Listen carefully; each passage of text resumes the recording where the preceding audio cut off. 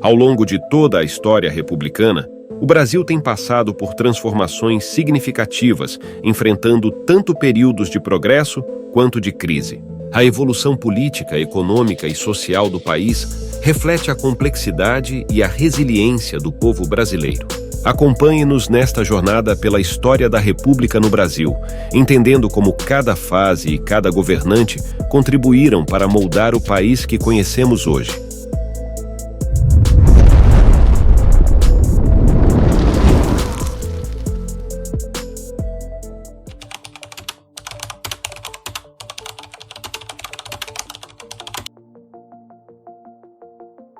A República Velha começou com a proclamação da República em 15 de novembro de 1889, quando o Marechal Deodoro da Fonseca depôs o imperador Dom Pedro II e instaurou um governo provisório. Deodoro da Fonseca tornou-se o primeiro presidente do Brasil, seguido pelo Marechal Floriano Peixoto. Este início foi marcado por instabilidades, como a Revolta da Armada, 1893 a 1894, uma série de rebeliões de oficiais da Marinha insatisfeitos com o governo de Floriano.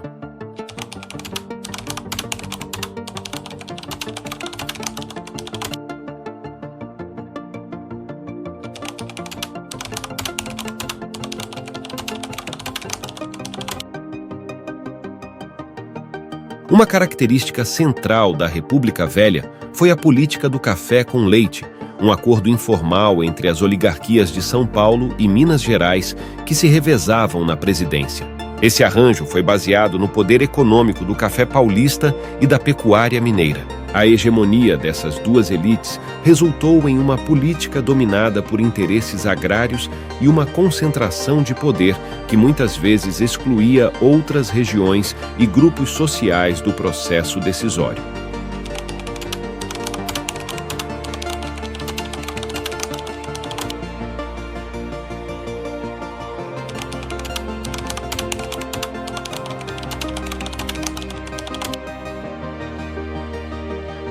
Durante a República Velha, o Brasil passou por importantes transformações econômicas e sociais. A economia continuou a depender fortemente da exportação de café, mas também começou a haver o crescimento da industrialização, especialmente em São Paulo. No entanto, a prosperidade do café não foi igualmente distribuída e o país enfrentou grandes desigualdades sociais. As cidades começaram a crescer rapidamente, atraindo migrantes do campo e imigrantes europeus, o que levou à formação de novas classes urbanas e ao surgimento de movimentos trabalhistas.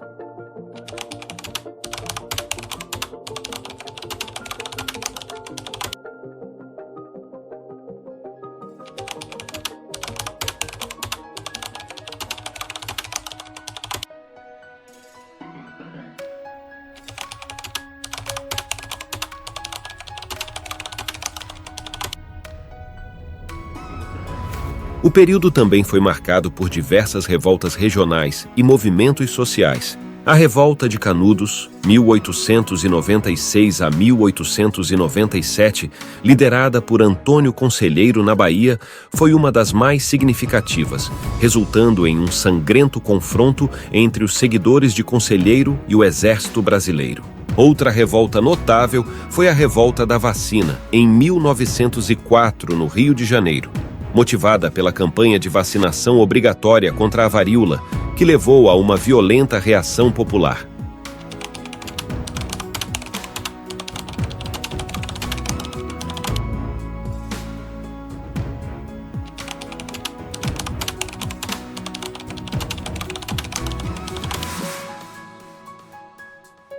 No campo político, a República Velha foi marcada por fraudes eleitorais e o coronelismo, um sistema no qual os grandes fazendeiros, chamados de coronéis, controlavam a política local e regional através do clientelismo e do voto de cabresto. As eleições eram frequentemente manipuladas e a participação política era limitada a uma pequena elite, o que gerava insatisfação entre os setores excluídos da sociedade.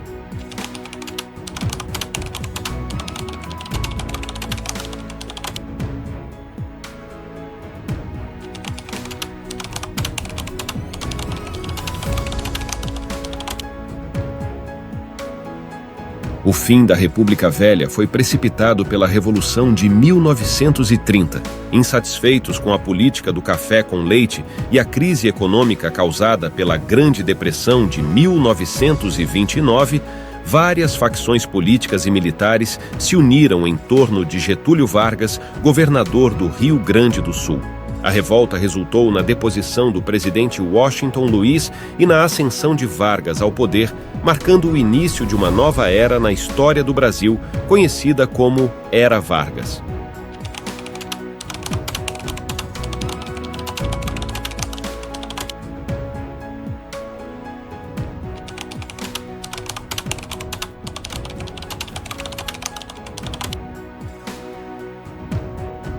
A República Velha foi um período de grande transformação e conflito no Brasil. A hegemonia das elites agrárias, as revoltas populares e a lenta industrialização moldaram um país em busca de sua identidade republicana. Com o fim da República Velha e a ascensão de Vargas, o Brasil entrou em uma nova fase de centralização e modernização, cujos impactos ressoam até os dias atuais.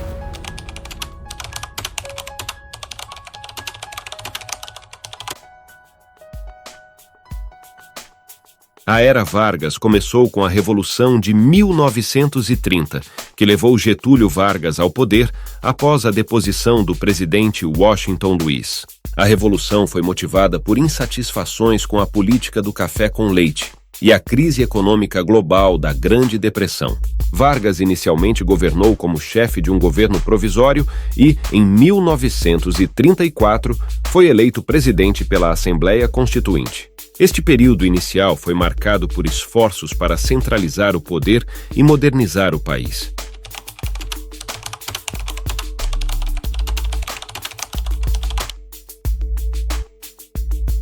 Uma das principais características da Era Vargas foi a implementação de políticas sociais e trabalhistas inovadoras. Em 1937, Vargas instaurou o Estado Novo, um regime autoritário que durou até 1945. Durante o Estado Novo, Vargas consolidou o poder e promoveu a industrialização do Brasil, criando empresas estatais como a Companhia Siderúrgica Nacional.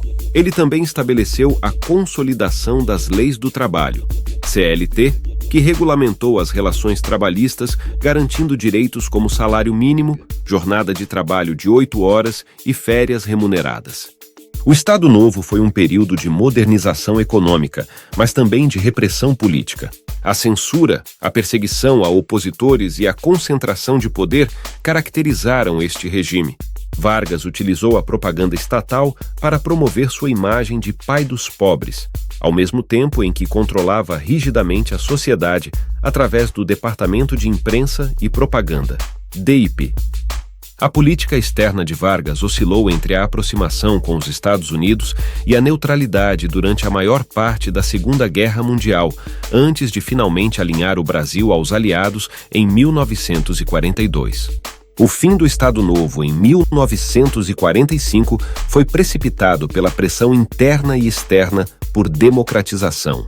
Vargas foi deposto por um golpe militar, mas permaneceu uma figura política influente. Em 1951, ele voltou ao poder através de eleições diretas, inaugurando seu segundo mandato como presidente. Durante este período, Vargas continuou a promover políticas de industrialização e desenvolvimento econômico, incluindo a criação da Petrobras em 1953, visando garantir a autonomia energética do país.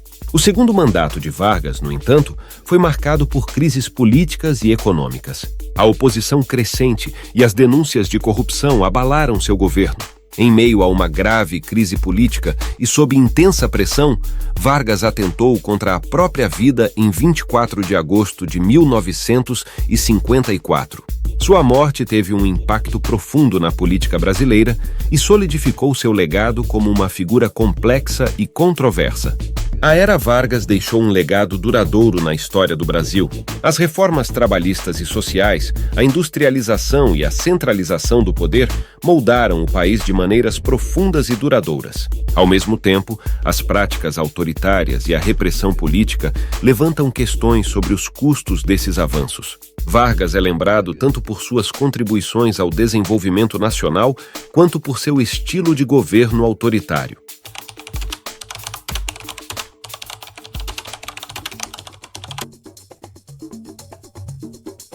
A Quarta República começou após o fim do Estado Novo de Getúlio Vargas, com a promulgação da Constituição de 1946. Essa nova Carta Magna restaurou a democracia no Brasil, garantindo liberdades individuais e direitos políticos. Eurico Gaspar Dutra foi eleito presidente em 1945, inaugurando uma fase de alternância democrática no poder. Dutra promoveu uma política econômica de abertura ao capital estrangeiro e combateu a inflação, mas enfrentou dificuldades para manter o equilíbrio econômico.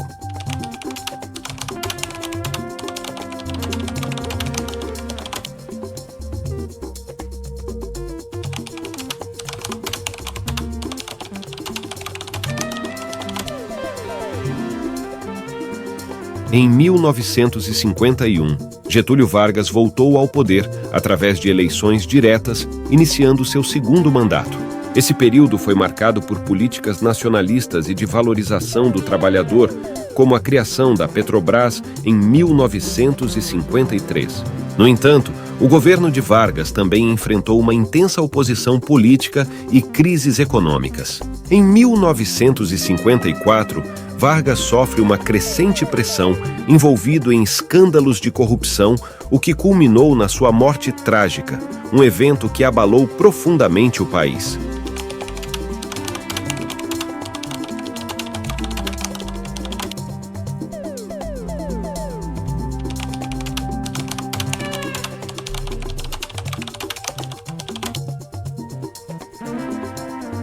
Após a morte de Vargas, Café Filho assumiu a presidência, seguido por uma breve presidência de Carlos Luz e, em seguida, por Nereu Ramos. Em 1956, Juscelino Kubitschek foi eleito presidente com a promessa de desenvolver o país 50 anos em 5. Seu governo ficou conhecido pelo Plano de Metas, que impulsionou a industrialização e a modernização da infraestrutura. A construção de Brasília, inaugurada em 1960, foi um símbolo do otimismo e do progresso desse período, apesar do aumento da dívida externa e da inflação.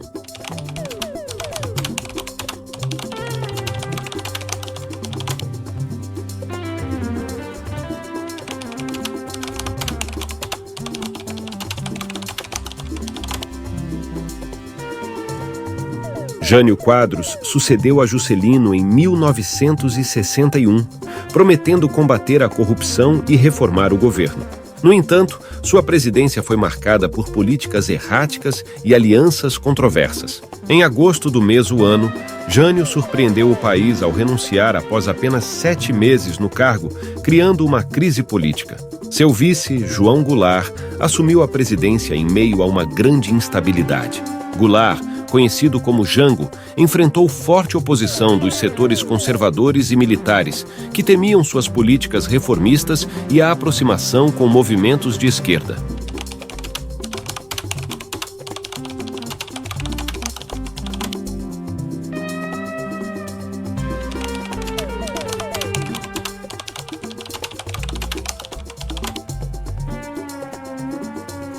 O governo de João Goulart foi marcado por tentativas de reforma agrária, urbana e eleitoral, conhecidas como reformas de base. Essas propostas encontraram resistência significativa de empresários, latifundiários e militares. Em 1964, um golpe militar depôs Goulart, marcando o fim da Quarta República e o início de um período conhecido como ditadura militar, que duraria até 1985.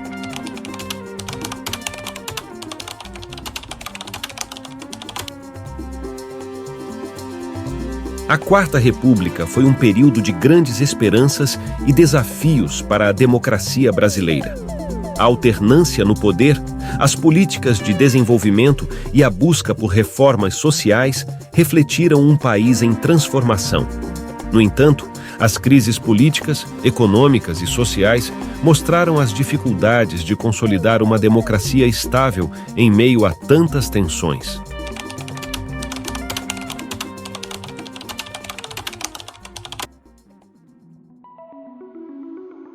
A ditadura militar começou em 31 de março de 1964, quando um golpe militar depôs o presidente João Goulart. Os militares justificaram o golpe como uma medida para salvar o país de uma suposta ameaça comunista.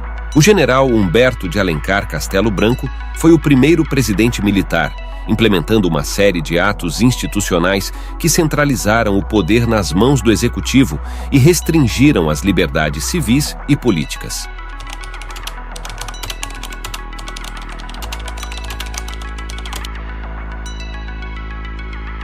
Um dos momentos mais repressivos do regime foi durante a presidência do general Arthur da Costa e Silva, que em 1968 decretou o Ato Institucional número 5, AI-5. O AI-5 suspendeu direitos constitucionais, fechou o Congresso Nacional e autorizou a censura à imprensa, além de permitir a prisão de opositores políticos sem o devido processo legal. Esse período é conhecido como Anos de Chumbo, devido à intensa repressão policial e militar contra dissidentes, estudantes, intelectuais e trabalhadores.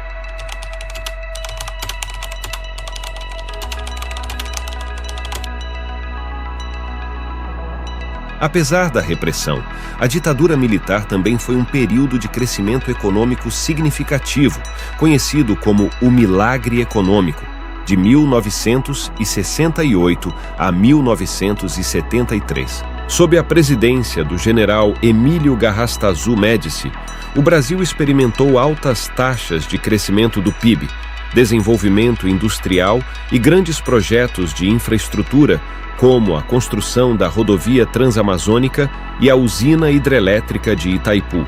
No entanto, esse crescimento foi acompanhado por um aumento na concentração de renda e endividamento externo.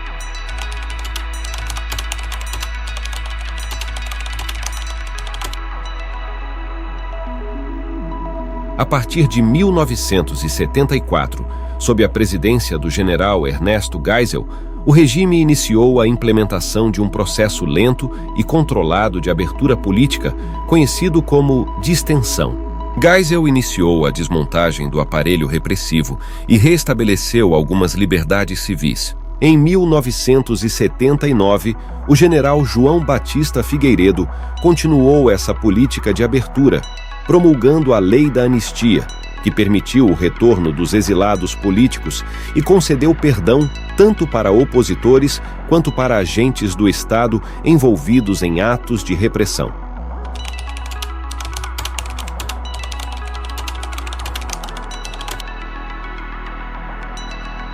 A transição para a democracia ganhou impulso no início dos anos 1980, com a intensificação dos movimentos sociais e políticos, como as greves operárias no ABC Paulista e o movimento Diretas Já, que resultaram eleições diretas para presidente. Em 1984, uma emenda constitucional que propunha eleições diretas foi rejeitada pelo Congresso, mas a pressão popular continuou a crescer.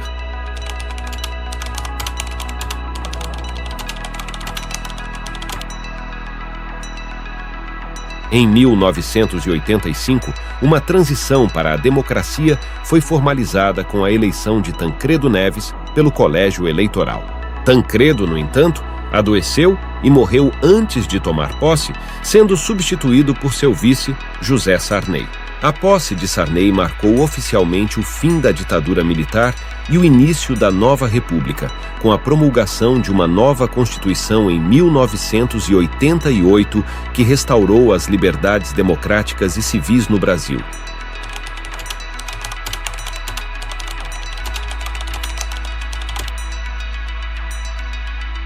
O legado da ditadura militar é complexo e controverso. Enquanto o período é lembrado pelo crescimento econômico e modernização do país, também é marcado pela violação dos direitos humanos, censura e repressão. A memória desse período ainda ressoa na sociedade brasileira e continua a ser objeto de debate e reflexão.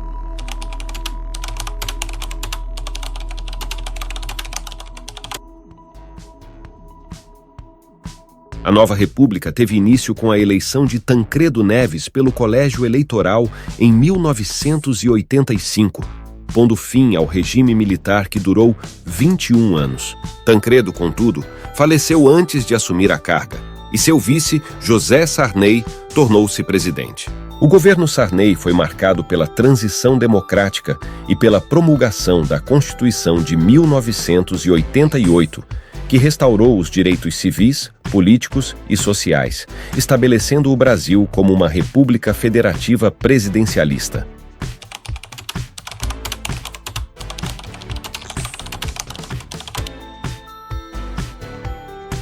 A economia no governo Sarney enfrentou desafios como a hiperinflação e a dívida externa. Diversos planos econômicos, como o Plano Cruzado, foram implementados para controlar a inflação, mas com sucesso limitado. Em 1989, o Brasil realizou suas primeiras eleições diretas para presidente desde 1960, resultando na vitória de Fernando Collor de Mello. Collor prometeu modernizar a economia, mas seu governo foi marcado por crises econômicas e políticas, culminando em seu impeachment em 1992 devido a denúncias de corrupção.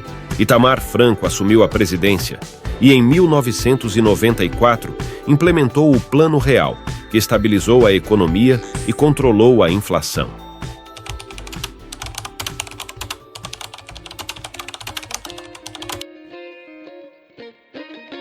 Fernando Henrique Cardoso, eleito presidente em 1994 e reeleito em 1998, consolidou as reformas econômicas iniciadas com o Plano Real. Seu governo promoveu a privatização de estatais, reformas administrativas e políticas de austeridade fiscal. Essas medidas ajudaram a estabilizar a economia, mas também geraram críticas devido ao aumento do desemprego e das desigualdades sociais. FHC liderou crises financeiras globais e internacionais, mas deixou um legado de estabilidade econômica.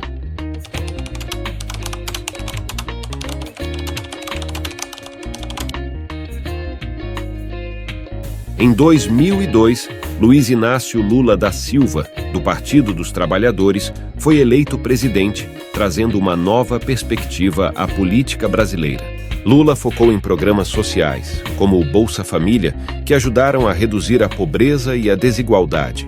Seu governo também se beneficiou de um cenário econômico global favorável, com o aumento das exportações de commodities brasileiras. Lula foi reeleito em 2006, mas seu segundo mandato foi marcado por escândalos de corrupção, como o Mensalão, que abalou a confiança no governo.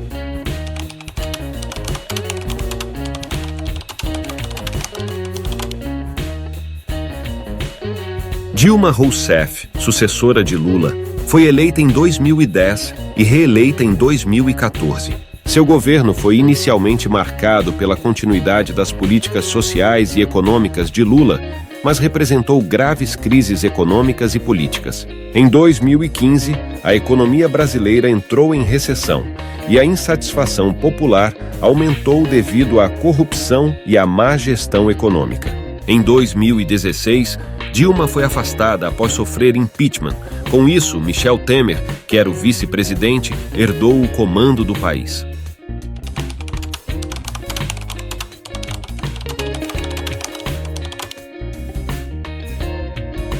O governo Temer implementou reformas trabalhistas e previdenciárias, mas também enfrentou protestos e denúncias de corrupção. Em 2018, Jair Bolsonaro foi eleito presidente com uma plataforma de combate à corrupção, segurança pública e liberalismo econômico. Seu governo foi marcado por políticas controversas, divisões políticas acentuadas e a resposta à pandemia de Covid-19, que teve um impacto profundo na saúde pública e na economia do país.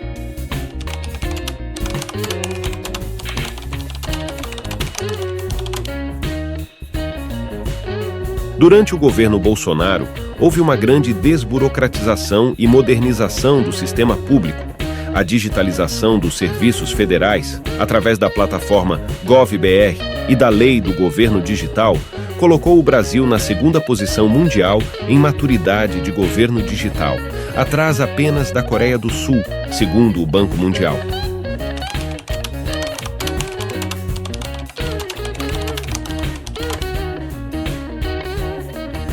A Lei da Liberdade Econômica facilitou a abertura de empresas, reduzindo o tempo médio para 23 horas com o sistema Balcão Único.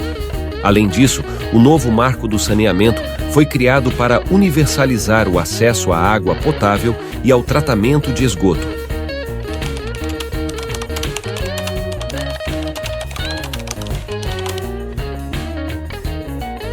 A eleição presidencial no Brasil em 2022 ocorreu em 2 turnos, nos dias 2 e 30 de outubro. Aproximadamente 156,4 milhões de brasileiros estavam aptos a votar. Luiz Inácio Lula da Silva e Geraldo Alckmin foram eleitos presidente e vice-presidente, respectivamente, e tomaram posse em 1 de janeiro de 2023 para um mandato de 4 anos.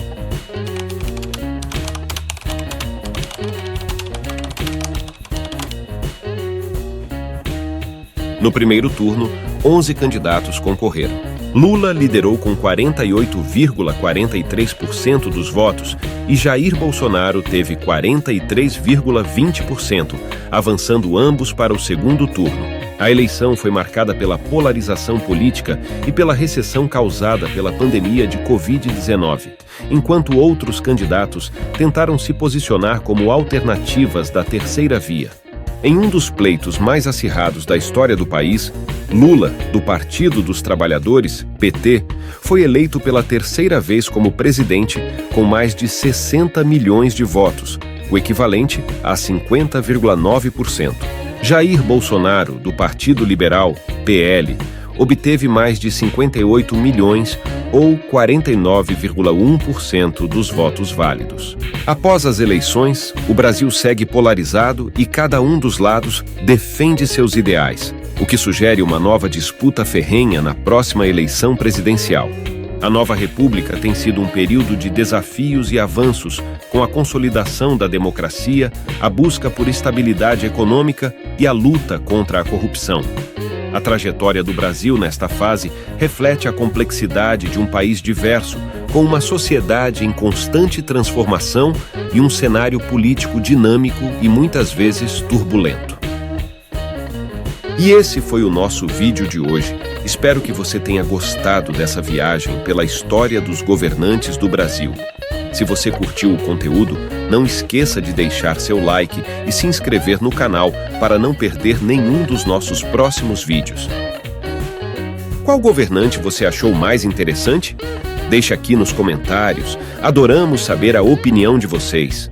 E se você conhece alguém que também vai gostar desse vídeo, compartilhe com seus amigos e familiares.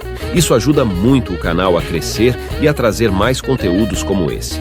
Agradeço por assistir e por fazer parte dessa comunidade incrível. Nos vemos no próximo vídeo. Até mais!